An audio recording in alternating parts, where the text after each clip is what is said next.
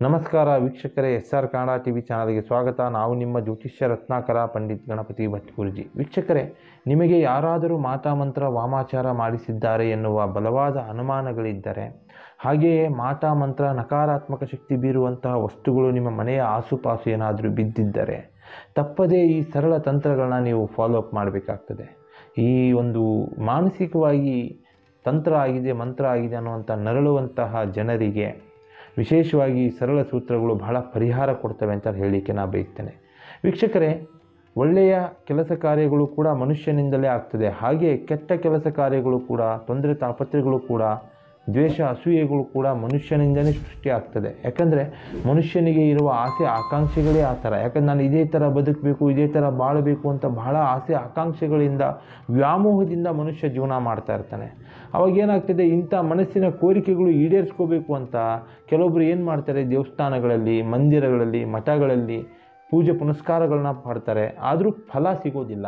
ಅವಾಗ ಏನಾಗ್ತದೆ, ತಾವು ಎಷ್ಟೇ ಪ್ರಯತ್ನ ಪಟ್ಟರೂ ಫಲ ಸಿಗ್ತಾ ಇಲ್ಲ. ತನ್ನ ಎದುರಾಳಿ ಮಾತ್ರ ಬೆಳೀತಾ ಇದ್ದಾನೆ, ತನ್ನ ಆತ್ಮೀಯ ಬೆಳೀತಾ ಇದ್ದಾನೆ, ತನ್ನ ಹಿತೈಷಿ ಬೆಳೀತಾ ಇದ್ದಾನೆ ಅಂತ ಒಂದು ದ್ವೇಷ, ಕ್ರೋಧ, ಒಂದು ಸ್ವಾರ್ಥದ ಭಾವನೆಯಿಂದ ಏನು ಮಾಡ್ತಾರೆ, ಕೆಲವೊಬ್ಬರು ಈ ವಾಮ ಮಾರ್ಗನ ಹಿಡಿತಾರೆ. ಈ ವಾಮ ಮಾರ್ಗ ಅಂದರೆ ತಂತ್ರ, ಮಂತ್ರ, ವಾಮಾಚಾರ, ಮಾಟ ಮಂತ್ರದಂತಹ ದುಷ್ಟ ಪದ್ಧತಿಗಳಿಗೆ ಅರಿತು ಅರಿಯದೇನೆ, ತಿಳಿಯದೇನೆ ಆ ಪದ್ಧತಿಯ ಜಾಡು ಹಿಡಿದು ಬಿಡ್ತಾರೆ.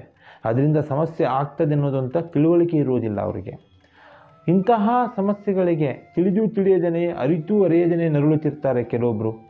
ಒಳಗಾಗ್ಬಿಟ್ಟು ಆಪ್ತದವರಿಂದನೇ ತೊಂದರೆ ಆಗ್ಬಿಟ್ಟು. ನೋಡಿ, ಈ ಮಾಟ ಮಂತ್ರ ಎನ್ನುವ ದುಷ್ಟ ಮಾರಕ ಪದ್ಧತಿಗಳನ್ನು ವಿಶೇಷವಾಗಿ ಈ ಒಡನಾಡಿಗಳು, ಹಿತೈಷಿಗಳು, ಹಾಗೆ ಈ ಬಂಧು ಬಾಂಧವರು, ಸಂಬಂಧಿಕರು, ಇಂಥವರಿಂದ ಮಾತ್ರ ಸಾಧ್ಯತೆ ಇರ್ತದೆ. ವೀಕ್ಷಕರೇ, ಇಂಥ ಪದ್ಧತಿಗಳಿಗೆ ತೊಂದರೆ ಮಾಡಲಿಕ್ಕೆ ವಾಮ ಮಾರ್ಗದ ಮುಖಾಂತರ ಹೋದಾಗ, ಇಂಥ ಪದ್ಧತಿಗೆ ಒಳಗಾದವರು ಅಥವಾ ಇಂಥ ಪದ್ಧತಿ ಆಗಿದೆ ಅಂತ ಅನುಮಾನ ಇದ್ದವರು, ಇಂಥ ಪದ್ಧತಿಯಿಂದ ನರಳುತ್ತಾ ಇರೋರು ಪ್ರಥಮವಾಗಿ ಆರೋಗ್ಯದಲ್ಲಿ ಬಲವಾಗಿ ಸಮಸ್ಯೆ ಅನುಭವಿಸ್ತಾರೆ. ಮಾನಸಿಕವಾಗಿ ಖಿನ್ನತೆಗೊಳಗಾಗ್ತಾರೆ, ಏಕಾಂತ ಬಯಸ್ತಾರೆ, 4 ಜನರದ ಹಂಚ್ಕೊಳ್ಳಿಕ್ಕೆ, ಕಷ್ಟ ಸುಖ ಹಂಚ್ಕೊಳ್ಳಿಕ್ಕೆ ಬಯಸೋದಿಲ್ಲ. ಮಾನಸಿಕವಾಗಿ ಒಬ್ಬರೇ ಇರುವಂಥ ಮನಸ್ಥಿತಿಗೆ ಹೋಗ್ತಾರೆ. ಏನೇನೋ ಮಾತಾಡ್ತಾರೆ, ಸಂಬಂಧ ಇಲ್ಲದಿರೋ ವಿಚಾರ ಎಲ್ಲ ಎಲ್ಲರ ಮುಂದೆ ಚರ್ಚೆ ಮಾಡಿ ನಿಷ್ಠೂರಕ್ಕೆ ಒಳಗಾಗ್ತಾರೆ. ಹಾಗೆ ಒಬ್ಬರೇ ನಗ್ತಾರೆ, ಒಬ್ಬರೇ ಅಳ್ತಾರೆ. ಅವರ ಮೈಂಡು, ಅವರ ಮನಸ್ಸು ಅವರ ಹತೋಟಿಯಲ್ಲೇ ಇರೋದಿಲ್ಲ. ಹಾಗಾದರೂ ಕೂಡ ಕೆಲವೊಬ್ಬರಿಗೆ ಆತ್ಮಸ್ಥೈರ್ಯ ಹೆಚ್ಚಾಗಿದ್ದು, ಅದೃಷ್ಟದ ಬಲವಿದ್ದು, ಕುಲದೈವ ಆಶೀರ್ವಾದ ಇದ್ದರೆ ಅಥವಾ ನಂಬಿದಂಥ ದೇವರ ಬಲವಾದ ಒಂದು ಆಶೀರ್ವಾದ ಇದ್ದರೆ, ಅಂತಹ ವ್ಯಕ್ತಿಗಳಿಗೆ ಯಾವುದೇ ಮಾಟ ಮಂತ್ರ, ವಶೀಕರಣದಂತಹ ದುಷ್ಟ ಪದ್ಧತಿಗಳ ಸಮಸ್ಯೆ ಬರುವುದಿಲ್ಲ. ಯಾಕಂದರೆ ಆತ್ಮಸ್ಥೈರ್ಯ ಇದಕ್ಕೆ ಬಹಳ ಮುಖ್ಯವಾಗಿರ್ತದೆ. ಆತ್ಮಸ್ಥೈರ್ಯ ಇಲ್ಲದೆ ಮಾನಸಿಕವಾಗಿ ಕೊರಗಿದ್ದು ಅಥವಾ ಇದರಲ್ಲೇ ಜೀವನ ಕಳಿಬೇಕು, ಈ ತಂತ್ರಮಂತ್ರನೇ ಇದೆ ಅನ್ನುವಂಥ ವಿಚಾರದಲ್ಲಿ ಇದ್ದಂತಹ ಜನರಿಗೆ ಇದು ಒಂದು ಅನುಮಾನದ ಹುತ್ತ ಥರ ಕಾಡಾಟ ಆಗ್ತಾನೆ ಇರ್ತದೆ. ಅಂತಹ ಜನರಿಗೆ ವಿಶೇಷವಾದಂತಹ ಕೆಲವೊಂದು ಪರಿಹಾರ ಸೂತ್ರಗಳನ್ನ ನಾನು ತಿಳಿಸ್ತೇನೆ. ಈ ಮಾಟ ಮಂತ್ರ ವಾಮಾಚಾರ ಆಗಿದೆ ಅನ್ನುವಂಥ ಬಲವಾದ ಅನುಮಾನದಿಂದ ನರಳುತ್ತಾ ಇರೋರು, ಅಥವಾ ಕುಟುಂಬದಲ್ಲಿ ಯಾರ ಮೇಲಾದರೂ ಮಾಡಬೇಕು ಅಂತ ತಪ್ಪು ನಿರ್ಧಾರ ತಗೊಂಡವರು, ಅಥವಾ ಮಾಟ ಮಂತ್ರ ಬಾಣಾಮತಿ ಆಗುತ್ತೆ ಅನ್ನುವಂಥ ಭಯದಲ್ಲಿರುವವರು ಕೂಡ ವೀಕ್ಷಕರು ಈ ಸರಳ ಸೂತ್ರಗಳನ್ನ ನೀವು ಫಾಲೋ ಅಪ್ ಮಾಡಿ. ನೋಡಿ, ಮಾಟ ಮಂತ್ರ ನಿಮ್ಮ ಮನೆಗಾಗಿದೆ ಅಥವಾ ನಿಮ್ಮ ವ್ಯಕ್ತಿಗಾಗಿದೆ ಅಂತ ನರಳುತ್ತಾ ಇರೋರು ಏನು ಮಾಡ್ತೀರ ಅಂದರೆ, ಪ್ರತಿ ಶುಕ್ರವಾರ ಅಂದರೆ 11 ಶುಕ್ರವಾರ ಕಾಲ ಗೋಧೂಳಿ ಲಗ್ನದಲ್ಲಿ ಹಸುವಿನ ಸಗಣಿ ಭರಣಿ ಸಿಗುತ್ತದೆ.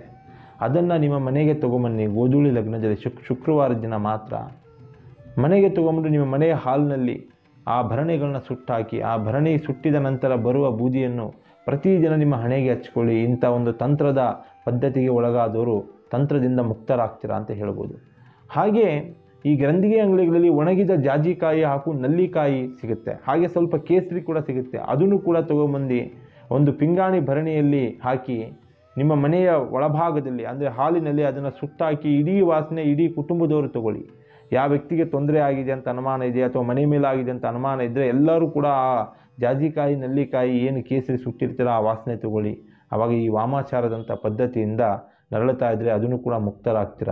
ಹಾಗೆ ಈ ಗ್ರಂಥಿಯ ಅಂಗಡಿಯಲ್ಲಿ ಗೋರೋಜನ ಎನ್ನುವ ವಸ್ತು ಸಿಗುತ್ತೆ. ಗೋರೋಜನ ಮತ್ತು ದುಂಡು ಮಲ್ಲಿಗೆ ಹೂಗಳನ್ನು ಏನು ಮಾಡ್ತೀರ ಅಂದರೆ ಒಂದು ಕೆಂಪು ವಸ್ತ್ರದಲ್ಲಿ ಕಟ್ಟಿ ಮನೆ ದೇವಸ್ಥಾನದಲ್ಲಿ ಇಟ್ಟು ಪ್ರತಿದಿನ ನೀವು ಪೂಜೆ ಮಾಡಿ. ವೀಕ್ಷಕರೇ, ಆವಾಗಲೂ ಕೂಡ ಇದು ತಂತ್ರದ ಶಕ್ತಿಯಿಂದ ನೀವು ಪರಿಹಾರ ಹೊಂದುತ್ತೀರಾ ಅಂತ ಹೇಳ್ಬೋದು.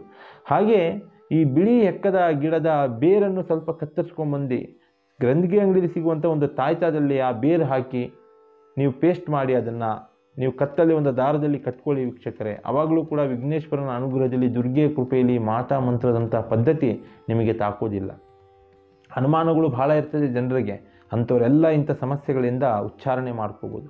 ಹಾಗೆ ಪ್ರತಿ ಶನಿವಾರ ಕರಿ ಮೆಣಸಿನ ಕಾಳನ್ನು ಎಡಗೈಯಲ್ಲಿ ಹಿಡಿದು ಇಡೀ ಮನೆ ತುಂಬ 3 ಬಾರಿ ನಿವಾಳಿಸಿ, ಮತ್ತು ಯಾವ ವ್ಯಕ್ತಿಗೆ ತಂತ್ರ ಆಗಿದೆ ಆ ವ್ಯಕ್ತಿಗೆ ಮುಂದೆಯಿಂದ 10 ಬಾರಿ, ಹಾಗೆ ಹಿಂದೆಯಿಂದ 10 ಬಾರಿ ನಿವಾಳಿಸಿ ಅದನ್ನು ತಗೊಂಬಂದು ಹೊರಗಡೆ, ಅಂದರೆ ಮನೆಯಿಂದ ಹೊರಭಾಗದಲ್ಲಿ ಎಲ್ಲಾದರೂ ನೀವು ಎಸ್ತು ಬನ್ನಿ, ನಿಮ್ಮ ಮನೆಯಲ್ಲಿರುವಂಥ ದುಷ್ಟಶಕ್ತಿ ಸಂಪೂರ್ಣವಾಗಿ ಹೊರಗೆ ಹೋಗ್ತದೆ ಅಂತ ಹೇಳ್ತೀನಿ. ಹಾಗೆ ಏನು ಮಾಡ್ತೀರ ಅಂದರೆ ನೋಡಿ, ಮನೆ ಹತ್ತಿರ ಇರುವಂಥ ಮಹಾಕಾಳಿ ದೇವಸ್ಥಾನ ಅಥವಾ ಮಹಾದುರ್ಗೆ ದೇವಸ್ಥಾನಗಳಿರ್ತವೆ ನೋಡಿ, 5 ಕೆಂಪು ಗುಲಾಬಿ ಬಣ್ಣದ ಹೂಗಳನ್ನು ತಗೊಂಡೋಗಿ ನೀವು ಪ್ರತಿ ಶುಕ್ರವಾರ ಒಂದು 5 ಶುಕ್ರವಾರ ದೇವಿಗೆ ಕೊಟ್ಟು ಅರ್ಚನೆ ಮಾಡಿಸ್ಕೊಂಡು ಬಂದರೂ ಕೂಡ ಇಂಥ ಮಾತಾ ಮಂತ್ರ ತಂತ್ರದ ಪದ್ಧತಿಗಳು, ವಾಮಾಚಾರ, ವಶೀಕರಣದಂಥ ದುಷ್ಟ ಪದ್ಧತಿಗಳು ನಿಮ್ಮ ಮೇಲೆ ಆಗಿದ್ದರೆ ಅಥವಾ ಆಗುತ್ತೆ ಅನ್ನೋ ಭಯ ಇದ್ದರೂ ಕೂಡ, ಅಥವಾ ಬೇರೆಯವ್ರ ಮೇಲೆ ಮಾಡಬೇಕು ಅಂತ ನಿಮ್ಮ ಕೆಟ್ಟ ಮನಸ್ಸಿದ್ರೂ ಕೂಡ ನೀವು ಬದಲಾವಣೆ ಹೊಂದ್ತೀರಾ ಅಂತ ಹೇಳಲಿಕ್ಕೆ ನಾನು ಬಯಸ್ತೇನೆ ವೀಕ್ಷಕರೇ. ಹಾಗೆ ಈ ತಂತ್ರ ಮಂತ್ರದ ಪದ್ಧತಿಗಳಿಗೆ, ತೊಂದರೆ ತಾಪತ್ರಗಳಿಗೆ ನಿಮಗೆ ಪರಿಹಾರ ಬೇಕು, ಅದ್ರ ಬಗ್ಗೆ ಸಲಹೆ ಬೇಕು ಅಂದರೆ ಸ್ಕ್ರೀನ್ ಮೇಲೆ ನಮ್ಮ ನಂಬರ್ ಹೋಗ್ತಾ ಇರ್ತದೆ, ನೀವು ಕಾಲ್ ಮಾಡಿ ಸಮಸ್ಯೆಗಳ ಬಗ್ಗೆ ತಿಳ್ಕೊಬೋದು. ಹಾಗೆ ಒಳ್ಳೊಳ್ಳೆ ವೀಡಿಯೋಸ್ಗಳನ್ನ SR ಕನ್ನಡ TV ಚಾನಲ್ನಲ್ಲಿ ಬಿಡ್ತಾ ಇರ್ತೇವೆ, ಸಬ್ಸ್ಕ್ರೈಬ್ ಮಾಡ್ಕೊಳ್ಳಿ. ನಮಸ್ಕಾರ ವೀಕ್ಷಕರೇ, ಸರ್ವೇ ಜನೋ ಸುಖಿನೋ ಭವಂತು.